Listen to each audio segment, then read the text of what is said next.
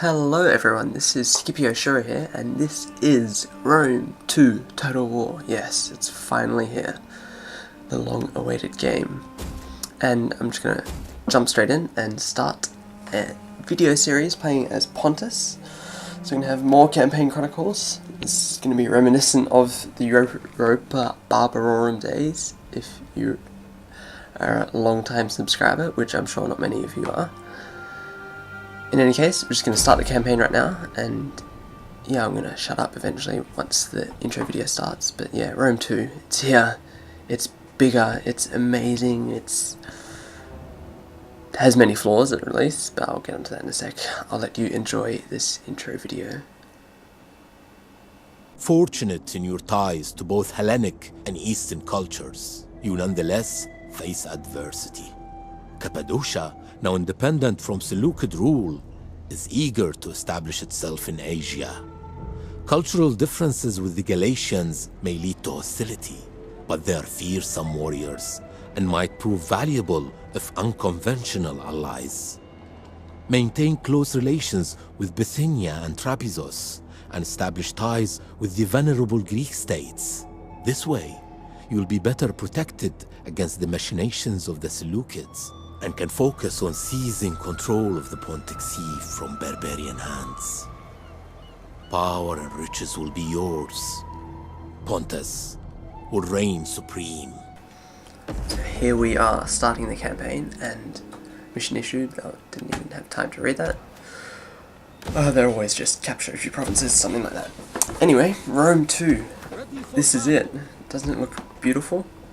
Yeah, so Rome 2, amazing game. I've been playing it heaps recently. It just came out a few days ago, and I thought I might get used to the game a bit first before I started uploading videos straight away, and I think I've got a good hang of it now. In any case, the thing that's really annoyed me about this release is that although I'm really glad it's out, playing it's awesome, it's so unfortunate for the huge amount of people who just can't play it because the optimization for graphics drivers and things like that, it's just so terrible, and people literally can't play this game.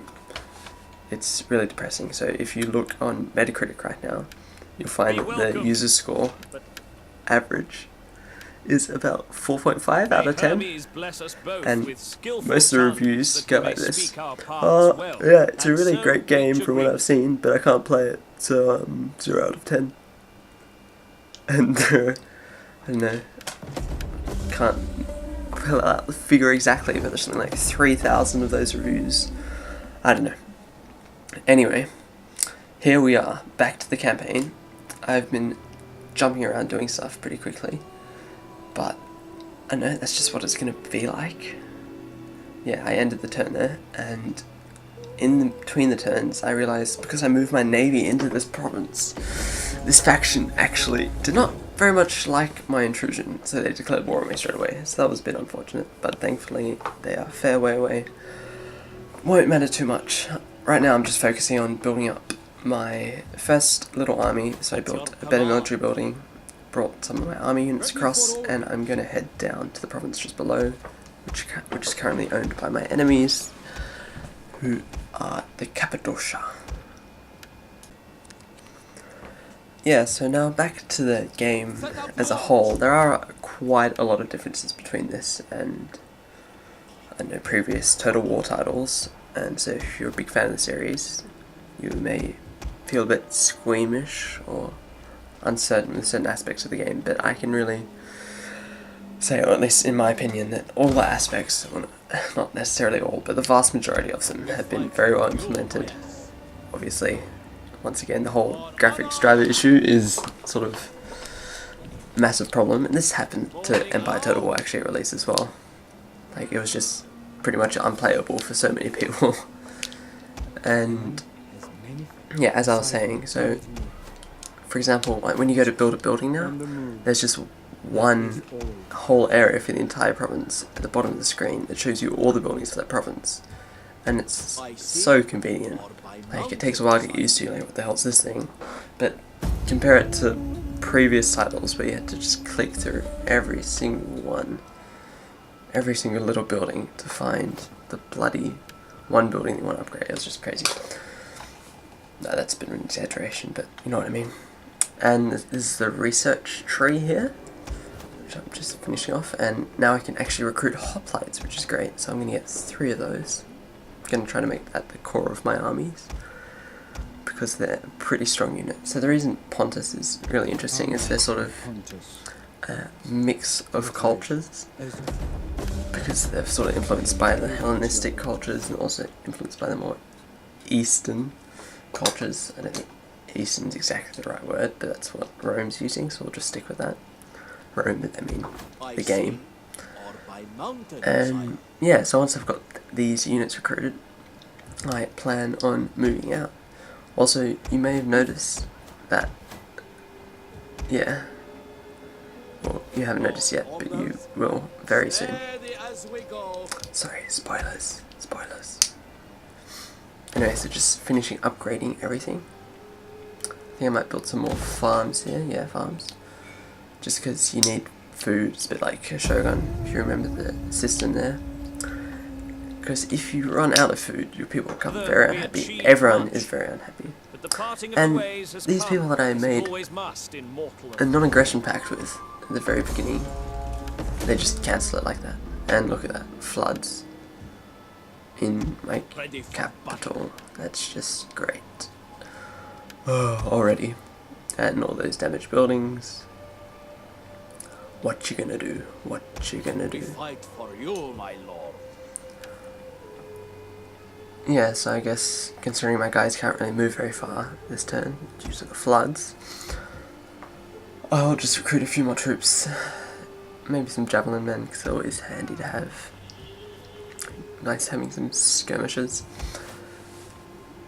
And yeah, I guess I have to repair these things. I don't think I have enough money. Yeah, so I might just have to end the turn again. How may I Unfortunate. Pontus? Oh, and my faction leader is now dead already. Wow, that. Oh, everything's happened. It's so dramatic. I can't cope. Nah, this is just a quick run of the first part of this game. I'm sorry if you're a bit lost, but basically my faction leader died and he gets replaced.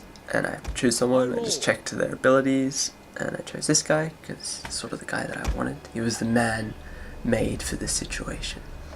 And I decided to make his general's unit chariots because, I don't know, chariots are cool. My guy's cool. Seems like a pretty good reason. I'm afraid we cannot. So yeah, as you can see, I wasn't exactly sure whether I should move out or not to attack this province, but yeah, what you gonna do?